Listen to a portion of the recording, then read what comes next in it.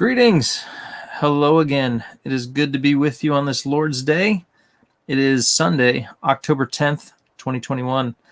So good to be back with you guys. Hope you're all doing well. It is Sunday, so it's that time of the week. We get to cast our gaze upward and we get to worship. And this is the easy day. This is the day that worship comes easy, our focus is right, and it's every other day during the week that it's harder to do this. And that's why I'm doing these streams, a daily devotion to keep our gaze upward, keep our minds right, and to just keep worshiping throughout the week. But we find ourselves today at Sunday, the easy day to worship. If you're going to church, hope you have a great day today. And if you're making this part of your daily routine, thank you for being here. And let's go ahead and dive right in. Our word today comes from Matthew Mead, his book entitled A Name in Heaven. And so we've been here a few days now, and we're here again. Our verse today, a great verse for Sunday, Psalm 84:10. A day in your courts is better than 1,000 elsewhere. Let's read. A life of faith builds upon lasting principles. The life of sense lives on fading objects. What can he lack who lives by faith in him that is all and never changes? When the mariner puts out to sea, he quickly loses sight of the land. But no matter how far he sails, he will never lose sight of heaven.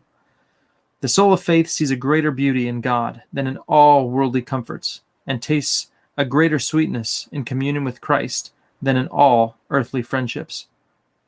Grace weans the believer from all worldly things and discerns between perishing and durable comforts. How do we know that we are weaned from the world? First, we are weaned when we have heavenly affections amidst earthly possessions. Secondly, when we reckon our happiness by divine fruit instead of worldly accommodations. Third, when we bear worldly evils, troubles, and losses with a holy quietness and satisfaction of spirit. Hebrews 10:34. Fourthly, when we choose holiness, affliction, and loss rather than sin, pleasure, and preferment. Hebrews 11:24-26. And if you remember, that's speaking of Moses, that he chose to dwell amongst his people, the people of God, rather than to choose sin and the pleasures of the royal court in Egypt. Fifthly, we are able by faith to overcome both the smiles and frowns of the world. When the world smiles upon us with its splendors, honors, riches, pleasures, delights, and glories, can we look upon all these as small things in comparison with Christ? Or when the world frowns upon us with crosses, losses, sufferings, reproaches, can we overcome them by laying aside carnal fears and by patience look upon afflictions and sufferings for Christ as our honor and happiness? To have the world and yet to be weaned from it, to possess the world and not to be possessed by it, to live above all amidst the enjoyment of all. These are mercies. To see greatness only in God and beauty only in holiness. Oh, what a mercy is this. Do not dote on the comforts of the world, but wean your soul from them. Amen. Wean your soul from them. So today, we cast our gaze above. We ask the Lord to keep us in a right mind, to continually get our gaze upward to heaven.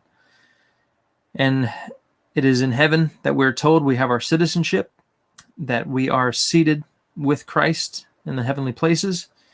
And we need to remind ourselves of these promises that we have. As we learned yesterday, we have a ton of great promises from the Lord, and that will help us get our gaze right and, as he says, get us, how does he say it?